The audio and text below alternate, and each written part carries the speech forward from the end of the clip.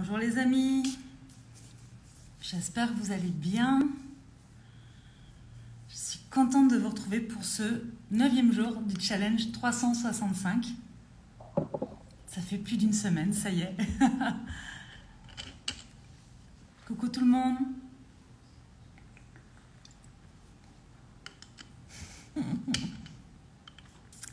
Salut Jean-Paul. Ok, merci. Si le son est ok, tout va bien. Ok. Dites-moi comment vous allez aujourd'hui. Faites-moi un petit émoticône qui représente votre humeur du jour, par exemple. Ça m'intéresse. Coucou Véronique. Bonjour Elodie. Salut Vanessa. Yes, Vanessa, tu peux m'écouter en direct. C'est cool. C'est cool. Ok. Allez-y, dites-moi comment vous allez. Votre humeur du jour. Ok, c'est chouette, Elodie. Aujourd'hui, j'avais... Yes, Marlène. Aujourd'hui, j'avais envie de vous parler d'image de soi. Et surtout de la manière dont on se perçoit physiquement. Parce que ce soir, donc, il est 21h ici, donc ce soir on était avec des amis, puis je discutais avec une de nos amies. Je lui ai expliqué que ce challenge, il était chouette, notamment aussi parce que je me détachais de pas mal de choses. Du résultat, par exemple, mais aussi de ce perfectionnisme que je peux avoir et aussi de l'image que je peux renvoyer physiquement. Je crois que c'était dans un des premiers lives, peut-être même le premier, où je vous disais qu'il y a plein de fois, par exemple, où je m'empêchais de faire des stories. Coucou Charlène, de faire des stories ou de parler face caméra et donc de transmettre ce que j'avais envie de transmettre parce que j'estimais que j'avais l'air fatiguée, que j'étais pas assez comme ci ou pas assez comme ça. Et ça, c'était vraiment quelque chose que j'avais envie d'enlever, de retirer. Hello, ça va bien malgré les énergies qui tabassent. Yes! La pleine lune m'empêche un peu de dormir aussi en ce moment. Bref, j'avais envie vraiment de vous parler de ça parce que moi, c'est quelque chose qui me traverse. Et la discussion que j'ai eue avec mon amie ce soir, c'était aussi autour de ça, où elle me disait que ça pouvait être compliqué pour elle d'envisager de faire des stories ou des vidéos en général sans un filtre, sans être maquillée, bien coiffée et sans mettre un filtre. Et c'est vrai que les filtres Instagram, ça a un côté hyper pervers pour ça, je trouve. C'est que à force de mettre des filtres sur des stories, sur des vidéos, on peut avoir beaucoup de mal après à accepter et à assumer de se montrer exactement tel qu'on est dans la vie de tous les jours avec des imperfections. Ça, c'est la première chose. Et la deuxième chose, c'est que comme on voit aussi sur nos écrans des personnes qui semblent avoir le teint parfait, les dents hyper blanches, des yeux comme ça, eh bien, on se compare à des images qui ne sont pas la réalité, en fait. Donc, forcément, on se juge d'autant plus durement qu'il y a un décalage entre la vraie vie, la vraie peau avec toutes ses aspérités, ses imperfections et tout ça. Et ce qu'on peut voir donc sur nos écrans à travers notamment les filtres. Et j'ai trouvé que c'était vraiment très intéressant parce que je m'emploie vraiment de plus en plus, pas pour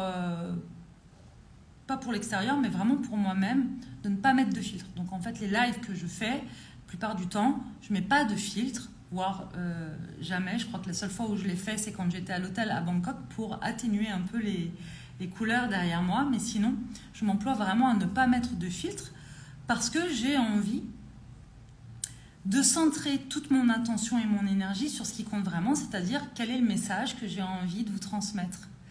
Quelle est l'énergie que j'ai envie de vous transmettre. Et ne pas perdre mon énergie en mettant tout mon focus sur à quoi je ressemble aujourd'hui. Est-ce que les gens vont me juger? Est-ce que les gens vont trouver que je suis fatiguée? Et Et je suis vraiment contente parce que donc là, on est au 9e jour et c'est vraiment quelque chose qui, en fin de compte, ne me coûte pas d'efforts. Je pensais que ça me coûterait des efforts, je pensais que ça pourrait me bousculer et en fait, pas du tout. Ça ne me bouscule pas. Donc, je trouve que c'est chouette parce que ça donne un peu le curseur de quelle est l'image qu'on a de soi. Quelle est l'image qu'on a de soi et quel est aussi notre taux de comparaison par rapport aux autres dans la période qu'on est en train de traverser. Dites-moi si vous avez des questions ou si ce que je dis n'est pas tout à fait clair. Et donc, pouvoir se montrer exactement tel qu'on est, avec donc nos imperfections, en tant qu'humains qu'on a tous, c'est beaucoup aussi un rapport du coup avec l'image qu'on a de nous, de notre physique, de notre corps en général, et on le voit bien aussi par rapport à notre corps, le rapport qu'on peut avoir et ce qu'on peut demander parfois à notre corps en termes de perfection, ou en tout cas de critères qu'on peut voir à l'extérieur de nous et qu'on estime être des critères, des normes en fait, qu'on devrait respecter pour se trouver beau ou belle. Et j'avais partagé un post il y a quelque temps là-dessus sur le fait que justement mon rapport au corps changeait aussi par rapport à ça et que ma question n'était plus est-ce que mon corps est beau, mais plutôt est-ce que mon corps va bien, est-ce que mon corps est en santé, ou est-ce que c'est fluide, ou est-ce que ça ne l'est pas. Et ce corps qui est notre véhicule dans cette vie mérite grandement qu'on en prenne soin avec amour, sans qu'on soit dans cette espèce d'auto-jugement perpétuel de beauté en fait, avec ce critère de beauté. Puisqu'en plus, vous le savez, hein, j'enfonce une porte ouverte, mais ce critère de beauté, il est quand même très subjectif. Hein, entre quelqu'un qui va aimer les corps plus comme ci et l'autre moins comme ça, ou les cheveux comme ci ou les cheveux comme ça, on va avoir effectivement des difficultés à s'aimer si on est toujours focus sur ce que l'autre va penser de notre corps ou de notre physique. Alors Charlène, pour ma part, je me sens plus forte quand je suis maquillée, bien habillée, je me sens plus puissante. Ça c'est ok. En fait, c'est très différent. Tu vois, moi aussi, j'adore parfois me maquiller, j'aime me coiffer, j'aime m'habiller avec certaines tenues et j'ai la sensation que certaines tenues, par exemple, vont soutenir mon énergie, que je vais me sentir bien, que je vais me sentir plus confiante, plus ceci, plus cela. Et ça, c'est ok. Là où ça devient plus ok, c'est quand ce plaisir de prendre soin de soi, d'être coquet, coquette, quand ce plaisir-là laisse place à la peur de ne plus être assez. Pas assez beau, pas assez belle, pas assez jeune. Et c'est là, en fait, qu'il y a un problème. En fait, moi, je ne suis pas du tout ni pour le maquillage, ni pour les filtres. D'ailleurs, chacun fait vraiment ce qu'il veut. C'est juste, voilà, jusqu'où va votre plaisir? Et là, en l'occurrence, c'était jusqu'où allait mon plaisir, par exemple, à me préparer pour? Et jusqu'où, tout d'un coup, et à quel moment, tout d'un coup, ça devenait une contrainte de je ne peux pas délivrer le message qui me fait vibrer, je ne peux pas faire ce qui m'anime profondément, c'est-à-dire transmettre, parce que je trouve qu'aujourd'hui, je ne suis pas assez. Pas assez bien dans mon énergie, pas assez bien physiquement. Et je trouve juste que c'est dommage, en tout cas me concernant, de m'être interdit plus d'une fois ce genre de choses à cause d'un critère physique qui peut-être parfois je suis la seule à le voir, peut-être parfois pas. Mais j'ai quand même envie de me dire aussi que si quelqu'un, par exemple ici, arrivait sur mon compte Somasoa et partait parce qu'il ne me trouverait pas assez jeune, assez jolie, assez ceci, pas assez comme ça, eh bien c'est complètement ok. C'est même un cadeau parce que j'ai envie que les personnes qui arrivent sur le compte et qui ont envie d'y rester et qui même ont envie après de me rejoindre dans les espaces de transmission que je propose, que ce soit des personnes qui sont là parce que ce que je partage, ça les fait vibrer aussi et que quand elles m'entendent, quand elles sont dans cette énergie-là avec moi, eh bien ces personnes se sentent bien, sentent que waouh, il y a plein de choses qui sont possibles. Ah tiens, moi aussi, je me sens connectée à quelque chose qui me fait du bien. Voilà, qui est cette espèce de forme d'ouverture et pas de contraction ou de friction. Vous voyez? Donc moi, je ne suis pas du tout en train de dire montrons-nous complètement naturel, arrêtons de nous coiffer ou d'être coquets. Pas du tout, c'est pas du tout ce que je prône, bien au contraire. Je crois juste qu'il est important de savoir ce qu'on fait parce que ça nous fait du bien et à quel moment on commence à s'imposer des choses parce qu'on a peur du regard de l'autre et qu'on a peur de ne pas être assez, notamment physiquement. Quels sont nos points de comparaison? Est-ce qu'on se compare à des filtres sur Instagram? Parce que dans ces cas-là, on ne sera jamais à la hauteur. Si on se compare à des choses qui n'existent pas dans la vraie vie, effectivement, ça va être compliqué. Et je me souviens, à l'époque, quand j'ai commencé à laisser, par exemple, mes cheveux blancs, j'ai décidé d'arrêter de me faire des couleurs et je me suis dit, bah, maintenant, j'ai envie de laisser mes cheveux blanchir à leur propre rythme parce que j'avais cette image de moi, et j'ai toujours cette image de moi, plus vieille, avec une grande natte de cheveux blancs, avec un beau blanc. Voilà, c'est comme ça que je me visualise plus tard, et c'est comme ça que c'est vers ça que j'ai envie de tendre physiquement, en fait. Et ça, c'est la première chose. Et puis la deuxième chose, c'était, je me soigne de manière naturelle, je fais attention à ma santé. J'ai pas envie, en fait, de continuer à mettre des trucs chimiques sur mes cheveux, par exemple. Bon, voilà. Peu importe les raisons, j'ai commencé à laisser mes cheveux blancs vivre, se voir, en fait. Et j'ai eu des remarques au début, même de mes amis qui me disaient, dis donc, mais t'as des cheveux blancs, mais c'est quoi ces cheveux blancs, mais tu te fais pas de teinture? Et c'est drôle parce que ça s'est arrêté du jour au lendemain quand j'ai complètement assumé le fait que j'avais des cheveux blancs et que c'était complètement ok, que c'était même pas un sujet en fait. Pareil pour moi les cheveux, yes. Et ça de la même manière, je suis pas en train de dire il faut pas se teindre les cheveux, il ne faut pas se teindre les cheveux, c'est pas bien, ou au contraire il faut, enfin voilà, chacun fait ce qu'il veut encore une fois.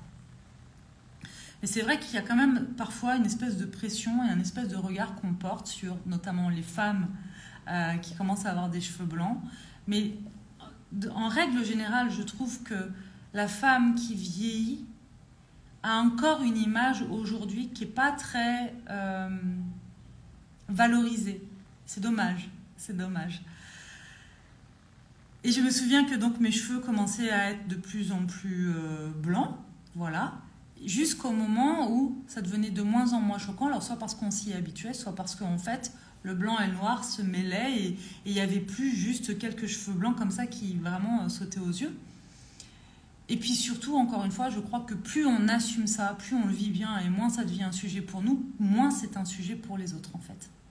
Parce que ça, c'est ok. Et je me souviens à cette époque-là avoir discuté avec une amie qui, elle, se faisait des teintures, non pas par envie, mais justement par peur du jugement ou dû à la pression du regard des autres.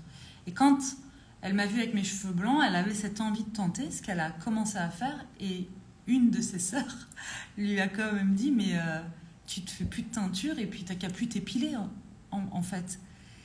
Et je me dis, mais c'est fou en fait, parce que la liberté va dans les deux sens, c'est-à-dire la liberté de la coquetterie, la liberté de être plus naturel, mais est-ce que ça veut dire être naturel, est-ce que ça veut dire d'ailleurs ne plus être coquet ou coquette? Je crois que ça n'a rien à voir.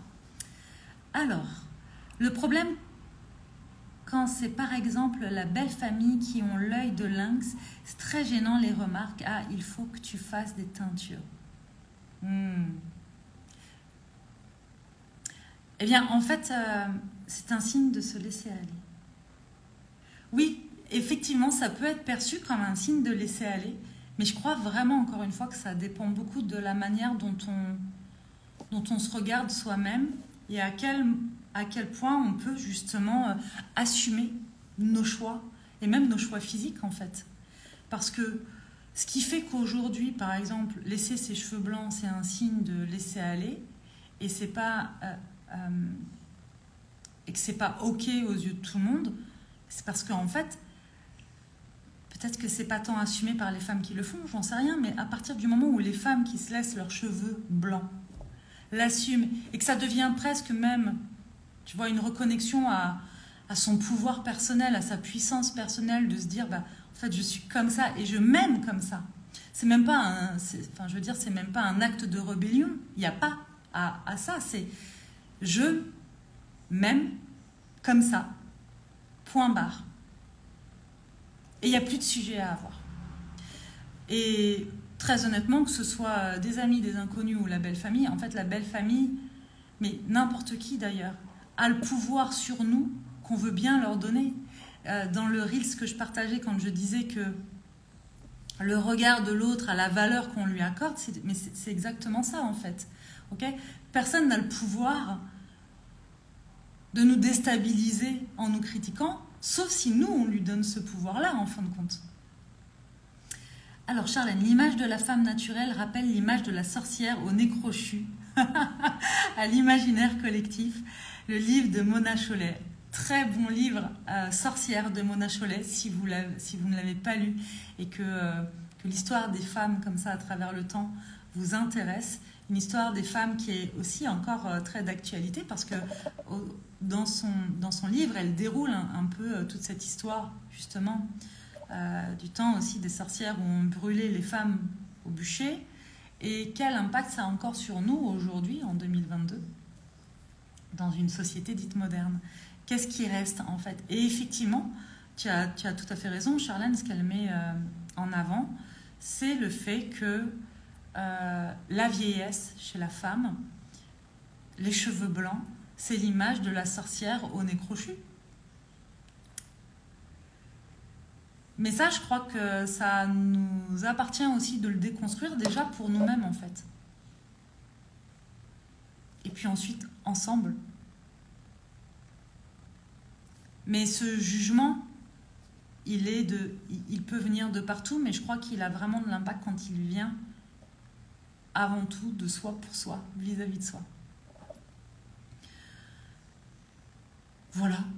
Je crois que c'est ça vraiment que j'avais envie de vous partager. Prenons soin de nous, prenons soin de nos corps parce qu'il est important d'être en santé et que nos corps fonctionnent bien avant même de nous demander est-ce que notre corps est beau. Parce que sa fonction, c'est pas d'être beau, c'est pas de plaire, c'est d'aller bien, de bien fonctionner, d'être fluide. C'est la première chose. Pareil pour nos visages. Acceptons le fait que nos visages vivent, qu'ils aient des rites d'expression, de vie, de joie, de tristesse, de temps. Mettons des filtres si on en a envie, mais acceptons, à partir du moment où ça devient contraignant, acceptons aussi de nous montrer complètement naturels sans avoir à se mettre de filtres et faisons attention à quoi on se compare, encore une fois. Ça fait partie de l'amour de soi, de l'image de soi, parce que l'estime de soi, c'est vraiment un tout, hein. Estime de soi, amour de soi, image de soi. Et ça se cultive au quotidien, à travers plein de petites choses. C'est pas une graine qu'on plante à la naissance, bien au contraire, et qui est là et qui fleurit toute seule comme ça sans qu'on ait besoin d'en prendre soin. Bien au contraire, dès notre plus tendre âge, on entend des choses sur notre physique, sur notre façon d'être, qui peuvent effectivement semer des graines de « je suis pas assez bien, pas à la hauteur, pas assez belle, pas assez ceci, pas assez cela ». Et donc, je crois que c'est vraiment important déjà de s'entourer de personnes auprès de qui on se sent bien et surtout de cultiver assez d'amour de soi et de sécurité intérieure pour être bien traitant vis-à-vis de soi. Parce que les mots qu'on se dit ont un vrai impact sur la manière dont on se sent. C'est-à-dire que si tous les jours je me réveille et je me regarde dans la glace et je me dis « Waouh, j'ai vraiment une sale gueule », ça va être compliqué derrière pour avoir une journée où je cultive ma joie, l'amour, la légèreté, voire même où je me laisse traverser par les événements de la vie et par mes vagues émotionnelles avec cette sécurité intérieure en fait. Non, si je commence tous mes matins comme ça, je vais ancrer profondément en moi que oui, j'ai une sale tête. Donc, les mots qu'on se dit ont aussi un vrai impact sur la manière dont on se sent. Et la manière dont on se sent, pour le coup, a aussi un vrai impact sur l'énergie qu'on a et donc sur l'énergie aussi qu'on partage. Et pour moi, ça, au-delà des filtres, du maquillage, de la coiffure, de la beauté en général, en termes de critères sociétaux, pour moi, ce qui va vraiment compter aujourd'hui et là où je mets de la valeur, c'est quelle est mon énergie et quelle énergie j'ai envie de transmettre.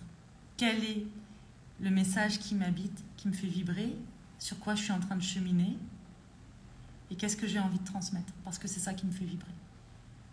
Et donc c'est comme ça que j'ai envie de le faire, avec légèreté et sans filtre. Et si demain j'ai envie de mettre un filtre pour X raisons, je le mettrai et je n'aurai pas la sensation de devoir me justifier, tout comme je n'ai pas la sensation de devoir me justifier, par exemple, d'avoir des cheveux blancs, de ne pas mettre de filtre, d'avoir des cernes parfois, des rides et d'avoir la tête que j'ai. Et c'est vraiment ce message d'amour que j'ai envie de vous transmettre ce soir. Prenez soin de vous, soyez comme vous avez envie d'être. Et puis en fait, fuck un peu le regard des autres et le jugement qu'on a aussi vis-à-vis de nous-mêmes parfois. Donc voilà, aimons-nous. Et puis je crois que le monde a vraiment besoin de gens qui s'aiment. Parce que quand on s'aime, qu'on s'accorde de la valeur, qu'on s'accepte, qu'on va bien en fait, en règle générale, avec nos hauts et nos bas, mais qu'on va plutôt bien quand même, eh bien c'est aussi ça qu'on transmet autour de nous, dans nos relations en général. Coucou Audrey, merci beaucoup. Quel plaisir de vous voir là, de te voir là, je tutoie tout le monde ici. Voilà ce que j'ai envie de vous transmettre. Merci beaucoup pour votre présence. Dites-moi en commentaire, comme d'habitude, ce que vous avez envie de retenir de ce live. Qu'est-ce que ça vous a inspiré? Qu'est-ce que ça fait vibrer en vous? Comment vous vous sentez par rapport à ça? Et je vous invite vraiment à peut-être prendre quelques minutes juste pour vous, pour faire le point de là où vous en êtes. Qu'est-ce que vous faites pour vous parce que ça vous fait plaisir? Et qu'est-ce que vous faites par crainte du jugement, du rejet pour les autres, en pensant que peut-être ça va vous donner plus de valeur? La frontière, parfois, elle est fine et je trouve qu'elle est intéressante à aller regarder. Jean-Paul, on récolte ce qu'on sème, du verbe aimer. Absolument, absolument. Je vous souhaite... quelle heure est-il chez vous? Un bel après-midi? Je crois que c'est l'après-midi chez vous. Et je vous dis à demain pour le jour 10 de ce challenge de 365 jours de live.